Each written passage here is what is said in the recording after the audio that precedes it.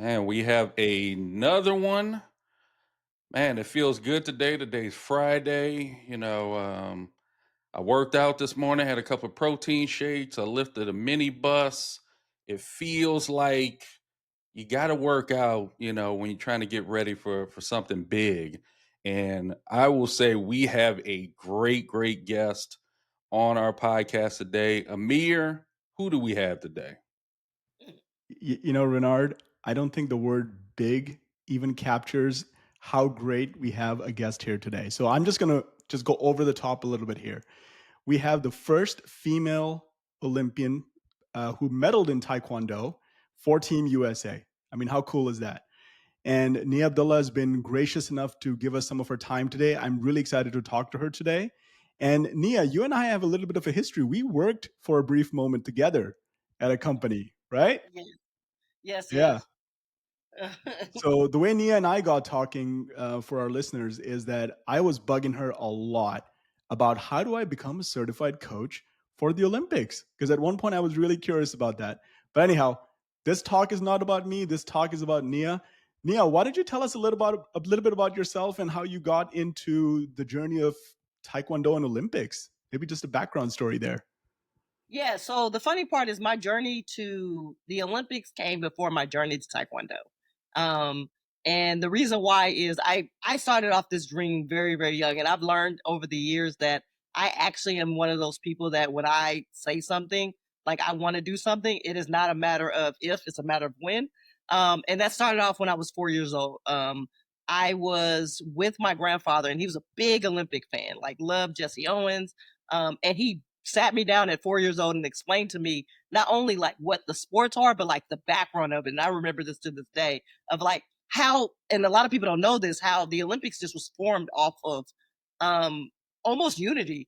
The way that it started in Greece was there was different groups in Greece, and they said, let's stop all wars, stop all fighting, and let's just compete against each other to see who's the best. I love that concept still, even to this day, that there's something that powerful that can stop people from fighting each other, to actually compete and still get that competitive spirit out. And so at 4 years old, when my grandfather told me that, I went to my mom and said I wanted to win the Olympics. She didn't know at the time that I meant it. Uh, and then from there, that kind of started my journey of wanting to become an Olympian, even though I didn't know my sport. Funny enough, the in the same year that Olympics, Taekwondo became a test event in the same sport. So it was meant to be that sport because both of our dreams like came alive at the same time. Nia, so I'm a Taekwondo practitioner. And for me, I know how much hard work it goes into it. And you sound like you had a fantastic mentor. And mentorship is a topic that Renard and I go back and forth on a lot. Is it fair for us to say that your grandfather was not just the inspiration, but also your mentor?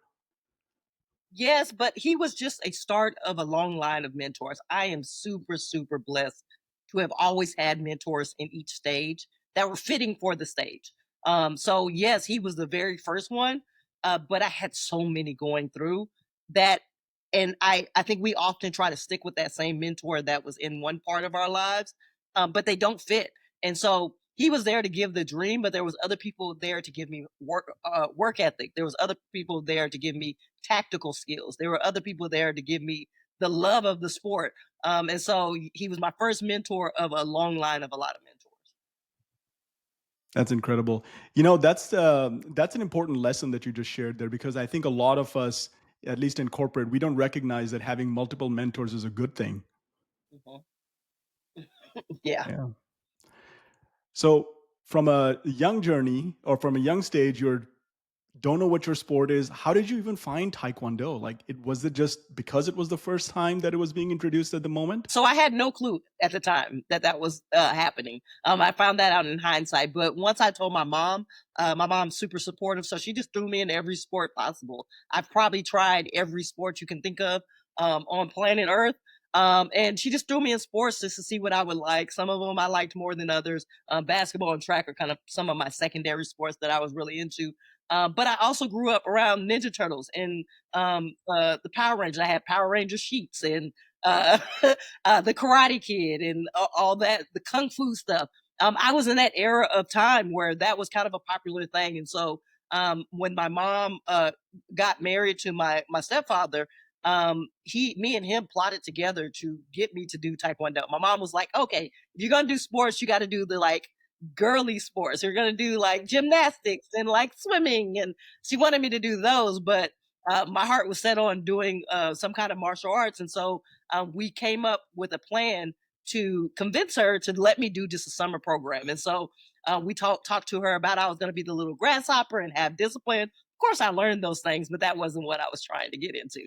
And so we convinced her to let us do the summer program. It was about a $500 summer program for like 3 months. My mom calls it a summer program that never ended because day one I knew it was my sport. Like I was a natural from the beginning. I love going to practice. A lot of people that do taekwondo will know that normally you go like 2 or 3 times a week. I went every day, and I would cry if I couldn't go. I love the sport from the beginning, and so that's kind of how I got into taekwondo. Was kind of a convincing of this was the cool thing because it was the cool thing for me to do. That's Wow. amazing. Yeah. Wow. You got me a little bit when you talked about kung fu and everything. I was the same way. I was watching kung fu theater as a kid, and that's what inspired me to get into martial arts as well. And I like that you planned it so early that this is something that you were going to do, and you didn't give up on it. Or were there any times where you almost gave up and said, like, this journey is long. I want to go do something else? Because when you get older, things change compared to when you first started. Was there any time like that? Absolutely. I want to say um around like 14, 15, it started becoming a little bit difficult. When you're younger, it's I started taekwondo when I was around 9. And so when you're younger, it's kind of your parents' whim. You just kind of do things. It's an extra thing. We go in the summer.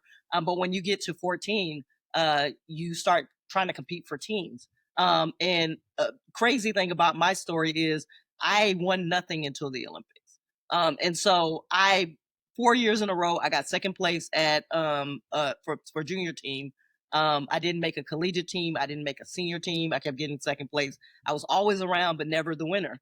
And so I never made a national team and all those stuff before I went to the Olympics. And so around that time, I started getting a little bit frustrating of like, is this the thing? And it's a weird place to be where you're. It's easier to quit when you're last place, but when you're second and third, it's like you're there, but you're not there.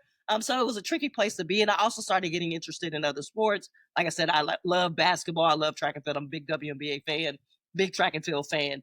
And so I started getting into those other sports as high school approached. And so around 10th grade, I had to make that choice of which one am I going to do. I had background in Taekwondo. I love the sport. I love doing it.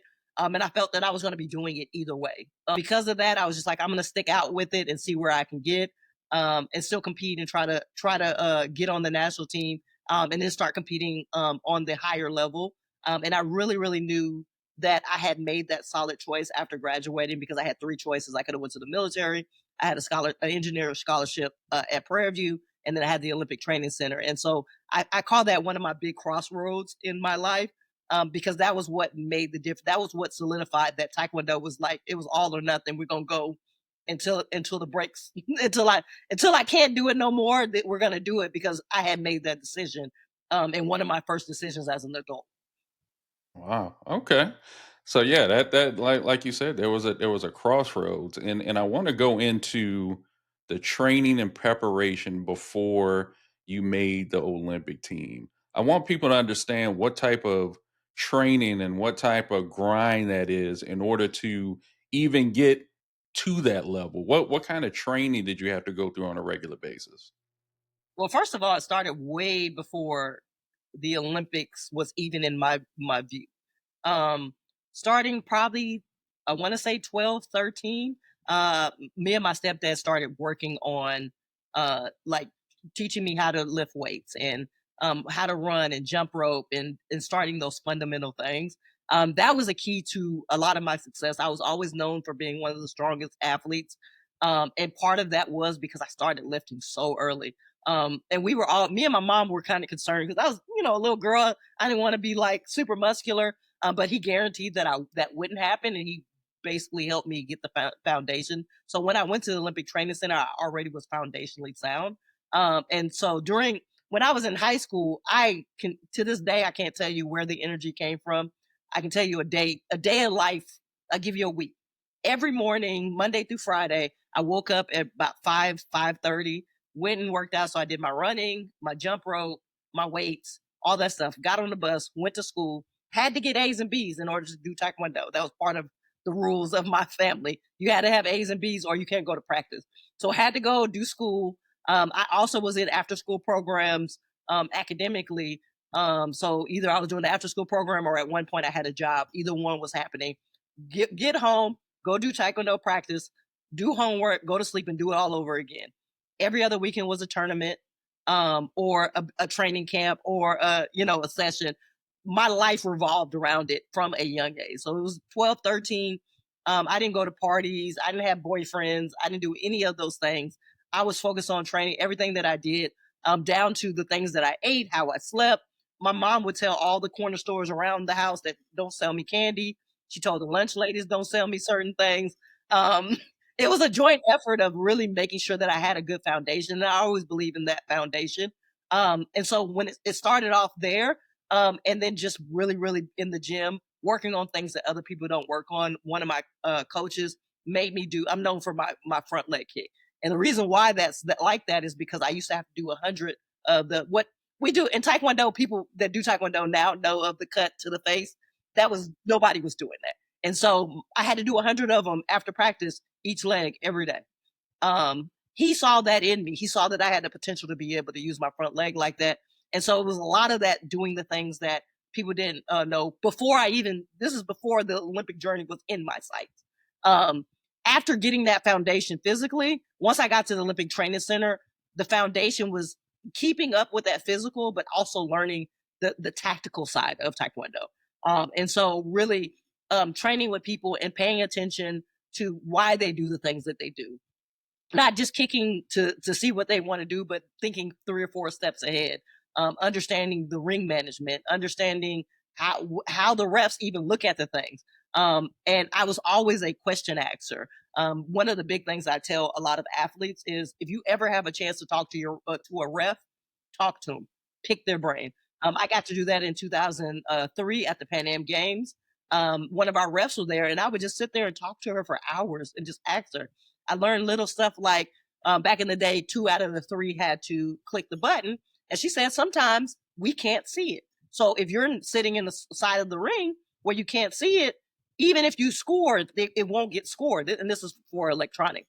That was key because it made me manage the ring differently. Now I know I have to be, if I'm going to try to score, it has to be to the side of the refs. And if I want to get away with not getting scored on, it has to be the opposite side. And so learning little things like that and incorporating that in my game, of course, alongside of doing the physical workout. I think that is what made the difference. Really having that foundation and focusing on that, and I just made it my life. My life was becoming an Olympian.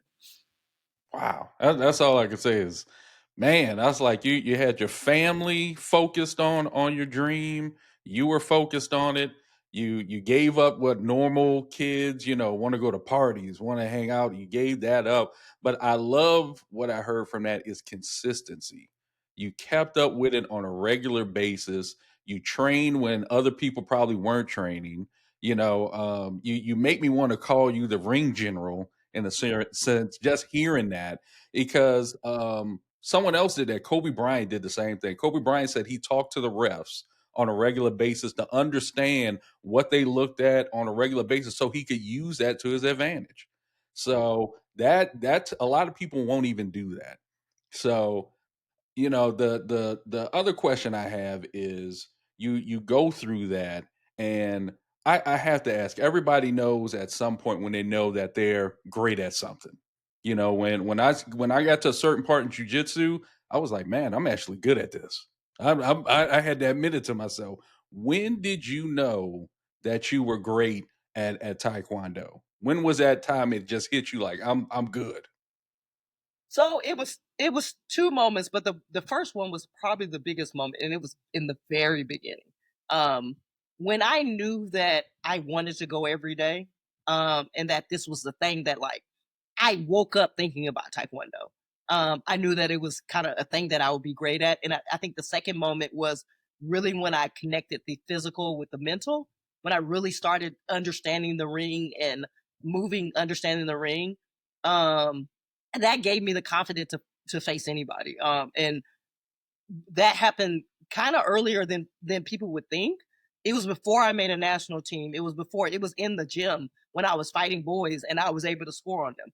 It was it was in the gym when I tried this kick a million times and finally I did it correctly. Like those were the moments. They weren't like it wasn't just like this one moment, but those little moments added up. So when I got in the ring, like you can't tell me nothing because I kicked so and so that's on national team, been on national team three years in the face yesterday. Like, what are you going to tell me? And so it was just a kind of a collaboration of a lot of little things that kind of built that up, and it was like, okay, yeah, I can do this because anytime that I want to learn a new kick or learn a new technique, it came to me so easily and so naturally. So Nia, I am breathless sitting here right now listening to you. I mean, the amount of grit and confidence and family support and dedication and discipline, this is incredible, you know? And I feel very fortunate that, right now you and I are talking about this subject because, I think a lot of people look at the success of, folks like yourself, because I mean, the Olympics is the pinnacle. A lot of folks who even begin to think about this feel like they can never get there. How do you maintain that level of confidence, and how do you transfer this to your students? The the way that you can be confident is in the gym. Like people say that and it sounds cliche, but it really is where it is. I've always been confident because I know nobody was outworking me. Nobody got you can might be faster than me, you might be stronger than me, but you didn't outwork me. And so that's where the confidence came, even in my everyday life, like because I do the things like now, like in the business world or anything like that, because I do that background stuff that people nobody sees. That's what gives me the confidence of like, okay, I know you didn't work harder than me. One of the things that I love sayings. I'm one of those people that will have sayings all over the world. But when I was competing for Olympics, on my ceiling, I had your opponent could be working harder than you. And the reason why I put it on my ceiling is because I wanted it to be the first thing I saw when I woke up and the last thing I saw when I went to sleep. Um, just to make sure that my brain knows because it's true. Like right now, when I'm going to bed, somebody in China is working right now. And so somebody always could be working harder than me. And so that always motivated me to be the hardest worker. Like I was first in the gym, last out. So if you're doing that, that's how you build that confidence of if you're the one that like was in the gym, you knew you did the kick. If everybody did it 50, you did it 55. I did it 55 5 days a week. That's what 25 extra. If I do that for a month, that's 100 extra that I did. I did 100 extra kicks just by doing 5 every day. And so because I worked so hard in the gym, I was like, there's no way that like you didn't outwork me. So like we're here, we're gonna scrap it out. I love sayings too. I think so. The gym that I go to has a saying, has a big old sign that is one of my favorite signs. It says, "But did you die today?" you Fact. know, so, and you just reminded me of that sign. So, I mean, I would love to have you as a coach. If I was training for the Olympics, I think you are ideal. So, how do you bring the students who are you can see talent in them, but how do you bring them to that level of intensity where they need this to be successful? Not being the fastest or the most flexible or strongest, but just the intensity behind the work. I think the first thing, and this is a mistake a lot of people look at, they say, I see talent and think that I become a champion. And a champion is not in the talent, it's in the work ethic, where your brain is. So the first thing that I do is pick your brain. Where's your brain at? Like if your brain is not there, you can be the fastest, strongest, most fit person in the world. If your brain's not there, and we see it in sports all the time where you see this big behemoth of an athlete and you're like, oh my God, why can't they succeed? But a lot of times it's mental. And so really just capturing that mental, I actually rather have somebody with less talent and more mental than somebody with less talent with more mental than somebody with more talent and less mental. Is because that's where that last bit happens when you're in the ring. Like it really is a matter of, do I have the grit to make it through? Am I going to give up or not? Do I have the confidence? Because did I work out? Like, not working out and going out there just because you're talented only gets you so far.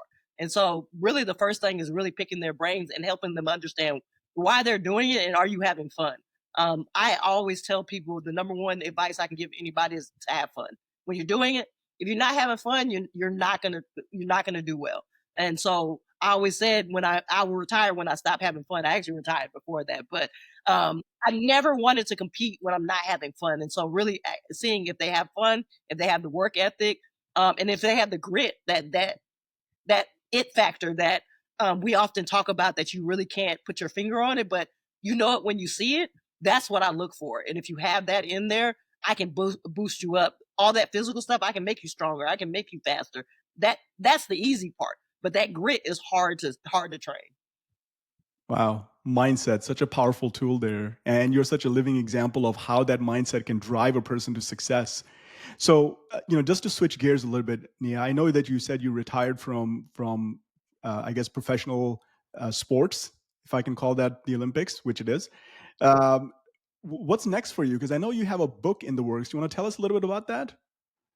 Yeah, so this is a long time coming. After the Olympics, we really talked about like my journey of my story. And like I told y'all, I'm the ultimate underdog when it comes to a lot of things. Not making a national team, but making the Pan Am Games team and the Olympic team first. There is always a story in there, and we knew it. But I had to be ready for it, and it boils down to what I said about my sport.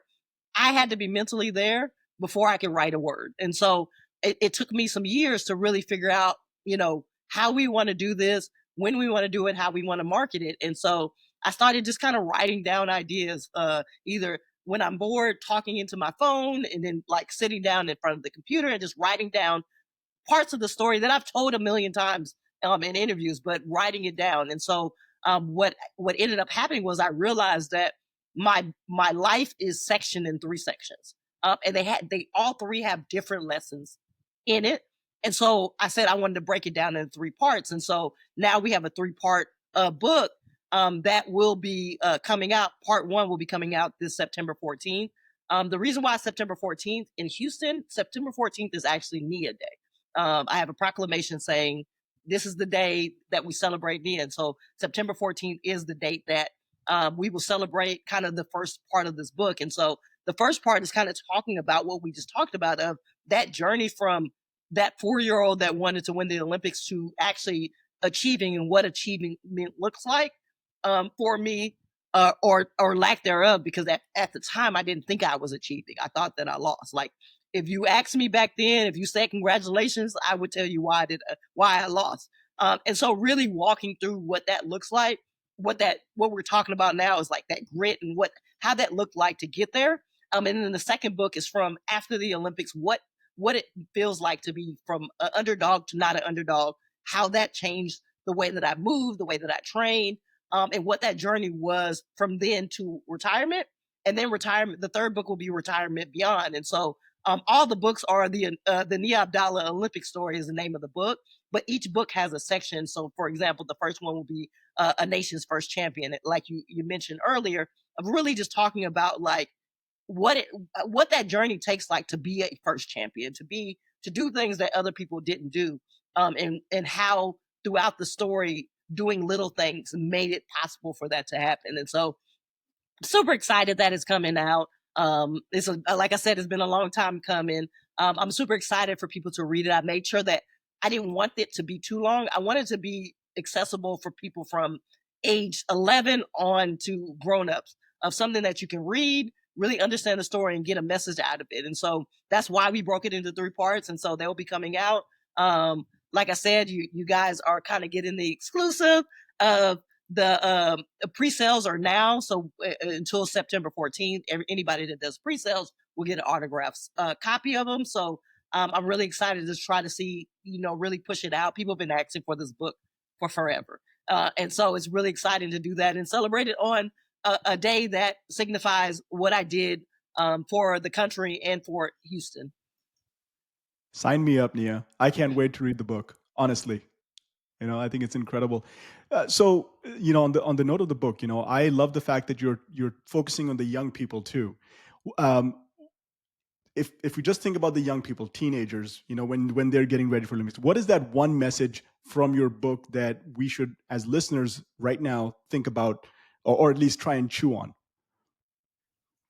The power of sacrifice. I think that is the theme throughout the book of not just my sacrifice, but the people around me. Like you mentioned earlier, I had a team. My family was there. My sister gave up her vacations every year because we nationals was in on 4th of July weekend. So wherever nationals was, that was our vacation. The sacrifices she made, the sacrifices I had to make. Really, the sacrifices, and now the sacrifices can get you to the places that you need to go and get you in the right places. I think that's probably a key theme, especially on this first book, of how I got there in the first place. Man, that's powerful. I'm with Amir. I need that book. I need it. I need to have it in my book, bookshelf in the other room. I need to have that book because that's powerful. The way you speak, you can hear how your determination, how that grind, how that made you in a sense. I want to go back to you being in the Olympics. It's that final match and you just got the silver medal. You just became the first American to medal in Taekwondo. Did you understand how big an impact that was going to be then, or did it take a little while? Absolutely not. I was very mad. Like I joke around all the time. The picture that you see floating around the internet of me with my hands up, there, I was about to be in tears. Like I was not happy. What people don't know about the Olympics is it's not, or like the way that it works. Once you get off that stage, like you go downstairs to go to the back, and TV cameras are in your face right away. That's why a lot of times you'll see interviews and they're still out of breath. It happens immediately. They go in your face and go, "How do you feel? What is this? How do you feel about what happened? Are you excited?" And you're like, "Yes, I'm excited." Yeah, because you haven't got the emotion of what just happened. I joke all the time and tell people, like, say, if you look at a podium, especially at the Olympics, first place, ecstatic because they just won. Third place, happy they're on the podium. Second place is pissed almost all the time. From now on, you're probably going to look at it and you're going to see it. It's a different, because you won third place, you won first place, you lost second.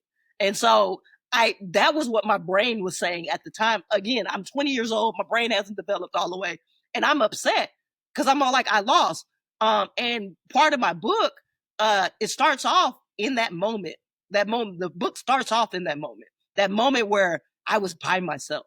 My parents weren't there, family wasn't, friends there, training partner, coach, nobody. It was just me sitting in that moment, and trying to understand what that meant, crying my eyes out, trying to get myself ready to go on that podium in front of millions of people, to get this medal that I'm mad about getting. And so it took me a while. I went through a depression for about 6 months afterwards. It really, really took me a while to understand, because of how competitive I was, that it wasn't me losing first, but it was me winning second. And it took me, it still to this day, I probably still got a little bit in me. I can't lie. When people, it still makes me cringe a little bit when people tell me congratulations for winning the Olympics, because in my brain, I didn't win the Olympics. And so, made the turnaround was the amount of people that started looking up to me. Um, it was so many people that I walked in a room and people were crying to see me. Like I had never seen that before. And I'm like, whoa, wait, what do you mean? And people saying that, like, now I believe that I can do it, especially being a black woman in America, like seeing little black girls going like, oh, like I can do this too. Like that, being inspiring to people like that.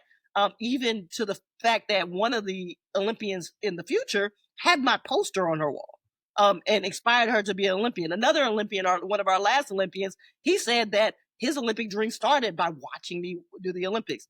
Those are the moments that made me understand the impact. But in the moment, I was upset. Like To me, I just lost. Like, it wasn't that I won anything. To me, I just lost in front of everybody and I disappointed everybody. I had to see people who wasn't disappointed for me to really understand what that meant. I can not on that stage, but I do understand when I used to do tournaments before I had to stop before I started getting old, and me coming in second, I used to be upset as well, especially when a coach said, "Man, you did a great job." I was like, "Man, I just lost." Like, what are you talking about? I just lost. I didn't get first. I lost. I'm like, so I get it when it first happens to you, you be like, what are you talking about? I didn't do great. I lost. But the impact of what you did has helped future generations. And that's big. You inspired future generations after you. Once you retired, once you started coaching, etc., you inspired other generations and probably will still continue to inspire other generations because you look at it, someone always had to be first. It had to happen. Someone, and it was you. You became the first person to inspire other people to make that decision because other people probably didn't even think about like, man, I want to be do taekwondo. I want to get to the Olympics if you were not the first. So it becomes a big deal. After that, you do this. When was it when you decided you wanted to start coaching? When did that happen? It was a natural progression. In Taekwondo, it kind of is because Taekwondo takes it's a year round sport. Really the natural progression is either you're going to coach, open up a school. Like it always is that because that's what we've been doing our whole life. And so as I saw retirement, I planned my retirement. I'm one of the people I wasn't forced to be retired. I retired at 28, which is kind of young. I planned the retirement and I said, what do I want to do afterwards? And I had noticed that I had already started being kind of the mentor figure on the team. Like people were already looking to me, asking me for advice. I knew about training and different things from my experience, and so I was all like, okay, let me move in that. And I first moved into kind of the Texas State uh, coaching and just tried it out for that. I started doing that really, really more frequently, going to different tournaments, and then I got to be a part of the cadet national team. Got to coach internationally, and really start to understand and shift of like coaching is so much different than competing. Like people don't really understand that. They think just because you're a good athlete, you can be a good coach. It was a whole different muscle, and I had to do the same things. I had to train my mind and train my body on what that looks like and how to find the diamond in the person and not just tell them to do what I do. And really, a lot of people fail their athletes because they try to make them do what they do. But really understanding different athletes and how they move, and even if your best kick is my worst kick, how can I make sure that that is your bread and butter, even though I don't do it well? That was kind of the big transition for me. Yeah. So now you're this phenomenal coach, and you're right. I think myself, Amir, we've all transitioned to coaching, and you're 100% right. It is way different than you doing it yourself. You got to remember the moves differently. You got to be able to teach somebody a certain thing. I remember when the first person asked me, I had to pause for a second and remember how to do the move because it was so natural for me to do it. I did not know how to articulate it back to somebody. I just was so used to doing it, so it takes like you're right. Not everybody who's great at martial arts or whatever it is going to be a great coach.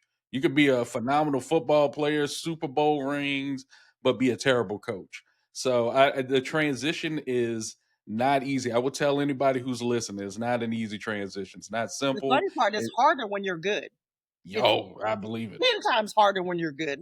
Because when you're not, like when you're not as good, you're already looking at other people and like how do they do things. So like your brain is already trained to do that. But when you're the best, like you're doing it your way because it works. So like it's a harder switch when you're actually good and succeed in it than it is when you're not. Like I always say that with like if you notice even in basketball, that's a perfect example of it. Some of the best coaches weren't that good at players. Like they played, they were okay, but we don't see Michael Jordan doing it. We see players that were like role players or like they moved around and got traded a lot.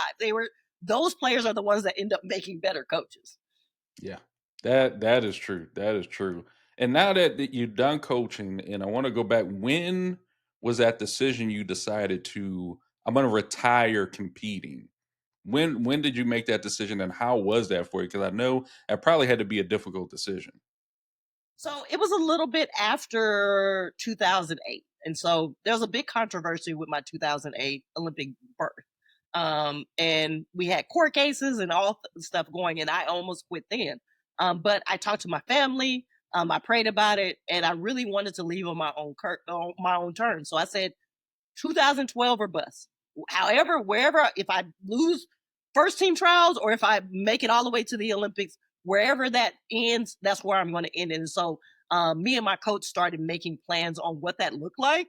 And I immediately started going to therapy on how to transition. And I think that's an important thing for athletes that we don't talk about enough. That really getting your bearings on what that looks like, because it is almost like a death of yourself.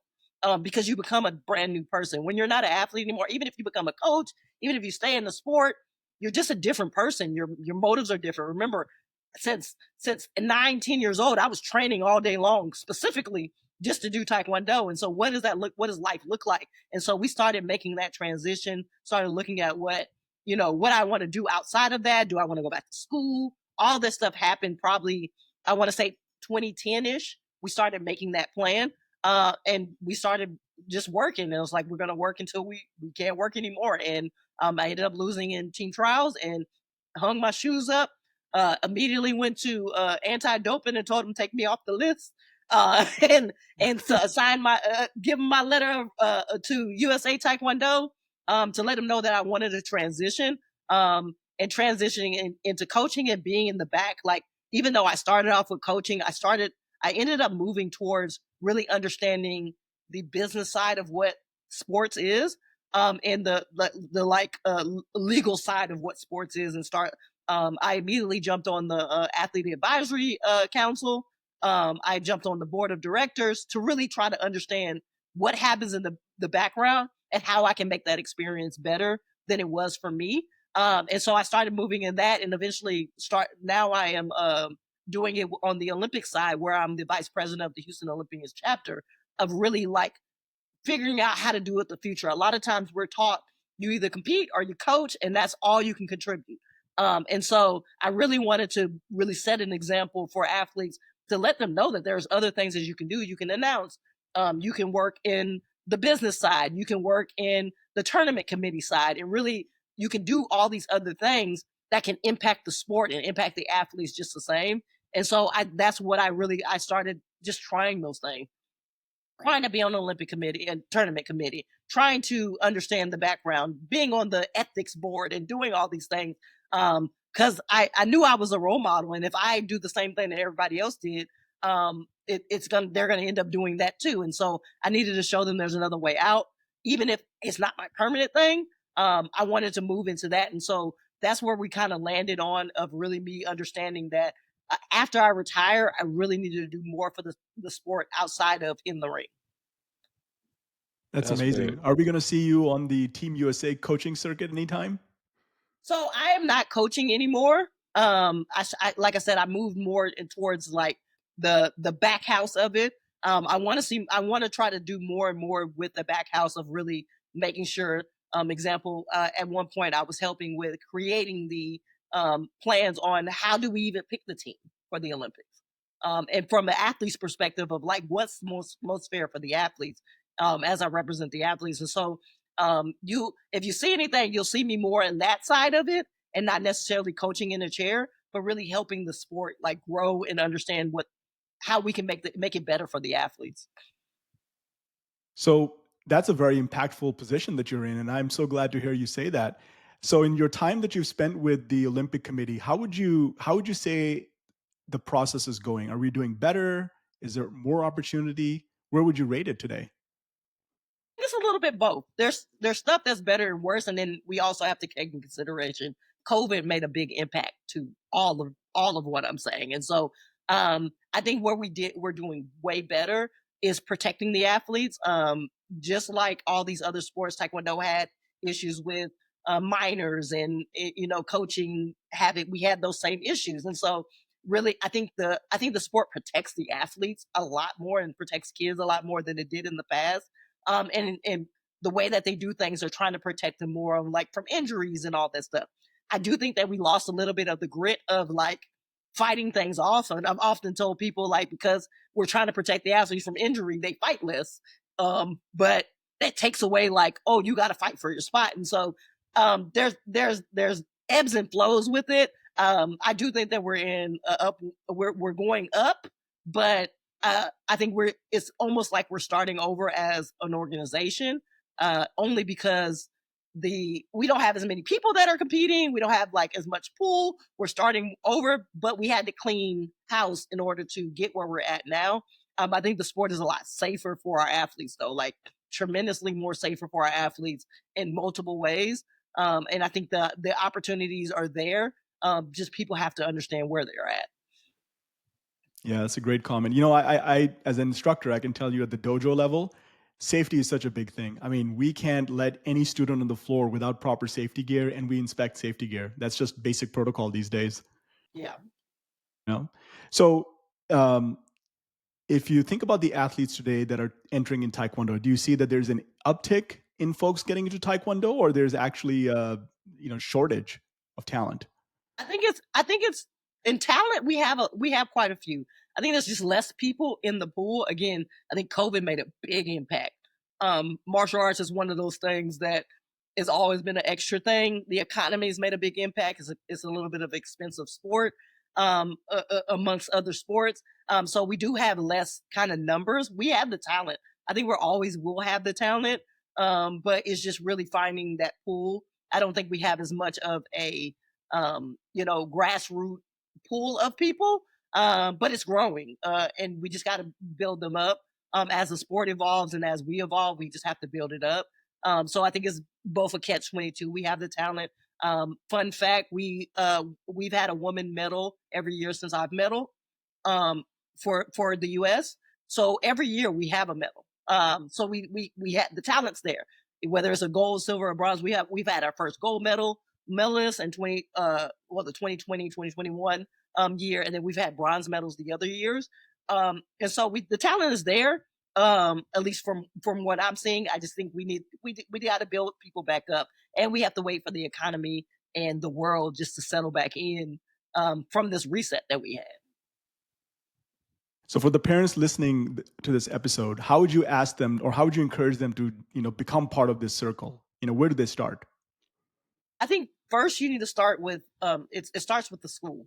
Really understanding a totality of what your school's goals are. Some schools' goals aren't for your kid to be an Olympian. Some of them are just to teach your kid discipline and all these things. Some schools are just focused on the Olympics, but they don't care about the outside stuff. So you really have to understand what your school is doing, and be open to moving around. I moved around, not a lot, but I moved around more than the average, according to what the need was.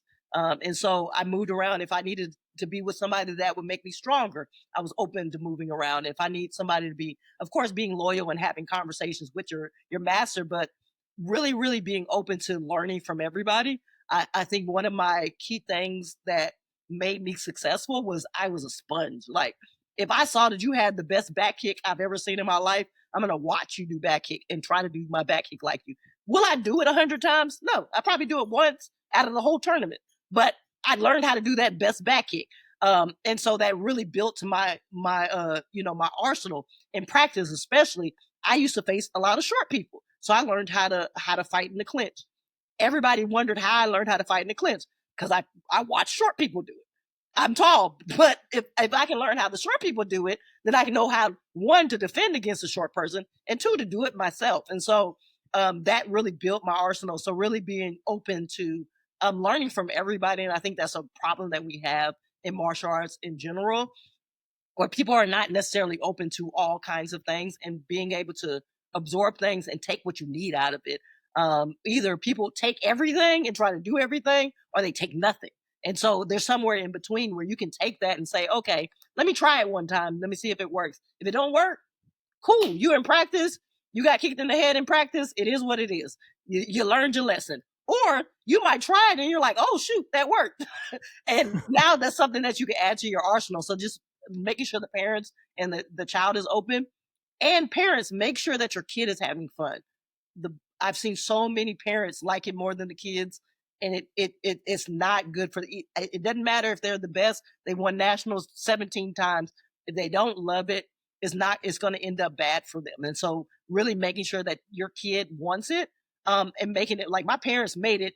It wasn't my parents never had to threaten me to go to practice. They threatened that I wouldn't. Like that's how much I love the sport. And so making it the prize and not you get a prize for doing it. Making that the actual prize. And if it's not a prize for them, then really analyzing if that's the thing for them. That's incredible. So Nia, I have no doubts that your love and passion for Taekwondo has made you a great entrepreneur as well. So what's next for you as an entrepreneur? Yeah, so because of COVID, I shut my Taekwondo program down. I do want to in the future to build it, but I want to think of Taekwondo in a different way. I am all about creating learners, and so I want to create a program where I can build the next owner of my school. And so I'm really working through what that looks like in the future of how I can create use the program that I've already created and making it so it can be closer to the business side of it, because I've gotten to the martial arts side and I've gotten the business side, and there's a reason why I've gotten both of those together and really running a Taekwondo school like a business and not just for the love of it, because I love it, but I think it'd be more successful if I can run it like a business. I always say I call it the McDonald's model, where you franchise it out. I've never seen Taekwondo schools do that, and it's built in for you to be able to do that. There's so many students that go from white belt all the way to black, and now they're your instructor. And they probably can run the school better than you.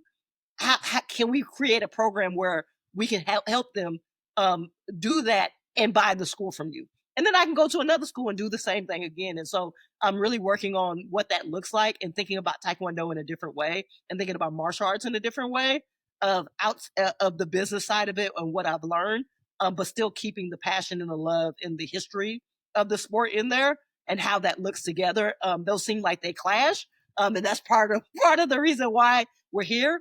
But I'm also now with the book coming out, just really trying to promote that. I plan to do a book tour with the book.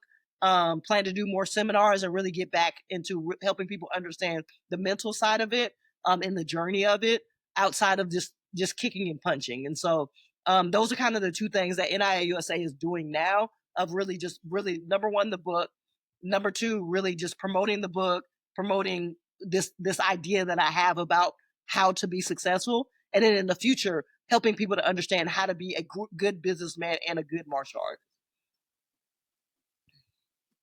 Amazing. I hope your tour stops in Austin. That's all I'm say. Look, Austin is on the list. I'm definitely going to try to go that way. Well, you have to let us know when you're here for sure, because I'll definitely make a stop. I know you're based in Houston, so I'm sure that there'll be plenty of people who'd want to know, where you're traveling next. So are there like socials where people should go check you out? Yeah, so if you type in my name, Nia Abdallah, in LinkedIn, Facebook, or Instagram, you will find me. On TikTok, I'm Auntie Olympic.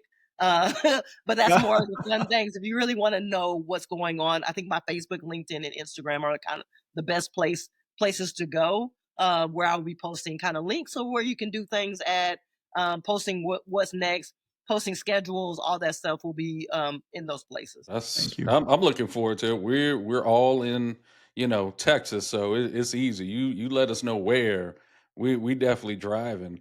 I want to go back in general. Martial arts. I always try to tell people is very humbling. It's very calming, even though in a sense you're fighting other people. Could you go into the part where how mentally it calms you in a sense doing martial arts for so long? I think one of the biggest things is I understand that it's not worth it. Getting kicked in the face makes you understand if you should fight or not. Like, and so really just understand. I think a lot of people like lean on towards fighting because they don't fight a lot. And so when you're fighting all day long, for one, you're getting that aggression out anyways. But you also start thinking about like, is it worth it? in the end of fighting. Like I tell people all the time, I don't fight in the streets. I'm not fighting for free. For what? Like, what are we fighting for? And so it really gives me that calm, but also it just being able to, again, get that aggression out, kicking the bag, and just being able to kind of be in peace with that. And exercise in general, outside of martial arts, just exercising. Taekwondo specifically is a full body workout. It's like swimming. Like you're going to work your arms, your legs, your core, your back, your everything. You're going to work those things, and so just really getting that exercise in. I tell people exercise is the best way to release stress. Just getting kind of hitting the bags and doing that stuff and getting a good sweat keeps it peace. But really, at the end of the day, I don't need to fight because I already know I can. And so a lot of people, I don't have anything to prove. And so it really, really gives that peace. And I don't need to fight you because, like, I got a medal that says that I don't need to fight nobody ever again in life. But even if you don't have the medal, like I was fighting, even if you're doing jujitsu one day, you're like, I just choked somebody out last week. Why am I gonna choke you out at the bus? What are we doing that for? And so it really kind of gives you a perspective of how important fight is and how dangerous fighting is. It's so much. You really, really. I tell people, and I think well, somebody, a boxer said this too. You don't know until you get punched in the face. Like I say that about kicking. Like people think they can get kicked until they get kicked. Like, and it was funny because I used to be, because I was one of the stronger girls, I used to be the go-to person when like a random person wanted to get kicked, because people were like, just kick me with the target, and I'm all like, you don't want that. And I used to be the person to do that and bust people in they stomach, because you don't know what it feels like to get kicked until you're kicked. Like it really, and it gives you a perspective. Like I ain't doing that in the streets because like I got equipment and we got rules and stuff like that. What am I gonna do that over here? And so I've never been quick to anger. I've really been able to calm down. So that grasshopper that we sold my mom actually did happen, even though we didn't know it was gonna happen. Yeah, no, I'm the same way. Like you say, when it comes to jujitsu, I know Amir is because of his taekwondo background. I would actually avoid a fight if I could, to be honest. I would avoid it because I was like, there's no tapping out in the real world. Like if I have to use this, you don't get to tap and walk away after that. I would rather not do that. You can call me what you want. I would rather walk away because you understand how, like you said, you get kicked in the face. You know how that feels. I've been choked out before. I know how going to sleep feels. It is not. It's terrible. It's terrible. It's not cool. It doesn't look great. It's terrible. So it's almost like you want to avoid that. Like I don't want to do that to you, and have to. But if I had no choice, yeah, it's gonna be you. It ain't gonna be me. That's the way I like to tell people. So, but martial arts in general, I tell people all the time, it is a very calming and humbling experience being in martial arts. It changes your outlook on things. You're very calm under pressure for a lot of things, especially when things are critical, things are at work. And I try to get more people to want to do martial arts. That in jiu-jitsu really doesn't matter about age. I know in Taekwondo, certain age you're not going to be able to do this. No, you can Um, do it. You can do it oh, forever. really? Really? And now that you even said that, do you still train in a sense? Do you still train a little bit? So I work out, and part of my workout, some taekwondo is in there. But I go kick targets? No. But I still work out. I believe in being healthy and all that stuff. The foundation is there. I still can kick to the face. I still can do a lot of the stuff. But yeah, I keep it kind of foundational. But taekwondo is a all long, like I know some like 7-degree black belts that are like 87 years old. Like Taekwondo is a all your whole life kind of sport, because there's levels to it. Like, of course, the 87-year-old is not going to nationals, but you can still do the kicks and punches and stuff like that modified for yourself. And it's a sport that that's why I'm fond of Taekwondo over some of the other ones. It's a sport that it doesn't matter your level. If you only can kick to your toe, you can start there. Like, and it builds on that because it's such a full body sport. So yeah, anybody can do taekwondo at any time. With whatever you have, you got a bad knee, you can do taekwondo. You can have Taekwondo is also a Paralympian sport now. And so it's an all around sport that you can do at all times. I still compete. I mean, not compete. I still train a little bit, but I do it for different reasons. I'm not trying to compete or anything like that. I'm retired. No.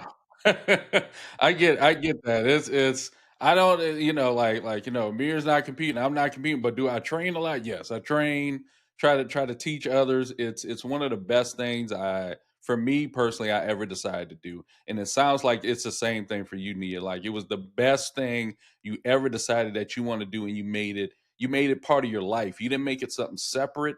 Like, I go to work. You was like, this is something I do every day. This is part of my life. I get up, I eat, sleep, taekwondo. It's gonna be to me to the day I die, and that's when you're very passionate and love something so much. And I love hearing that. And I want to say because we're getting close to time. What do you want to leave the black belts and boardrooms audience? What would you want to leave for them?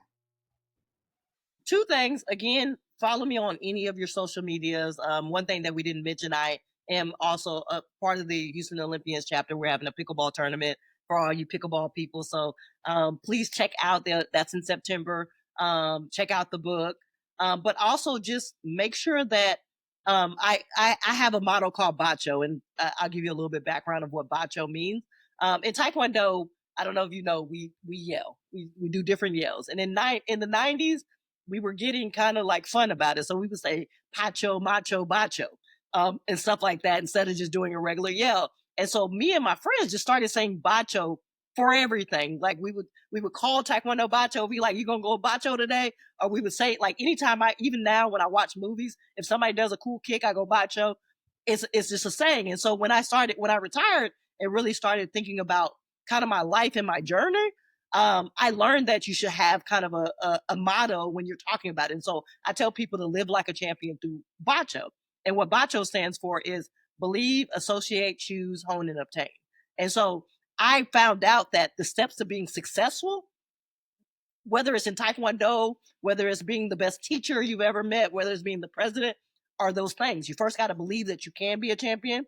You got to associate the thing that you're a champion in. You got to choose to do the work. You got to hone in on that skill and not get distracted by other things. And then the last one that people always forget is obtain. People do all these things and they go there and they don't grab it. And so just obtaining it at the end and grabbing what you worked hard for. And so if I can leave anybody else with that, I want y'all to believe in Bacho, and really understand that you can be a champion in things that you want to do. And that's that thing that you do. Like I said, when I woke up, that's the thing that I did. That thing that if you wake up and you're always saying I want to help people, or you wake up and you say I want to be creative, like you can be a champion in that. And so I want to leave people with that of thinking like a champion through Bacho, and just follow me through this journey. I'm excited about kind of this next step.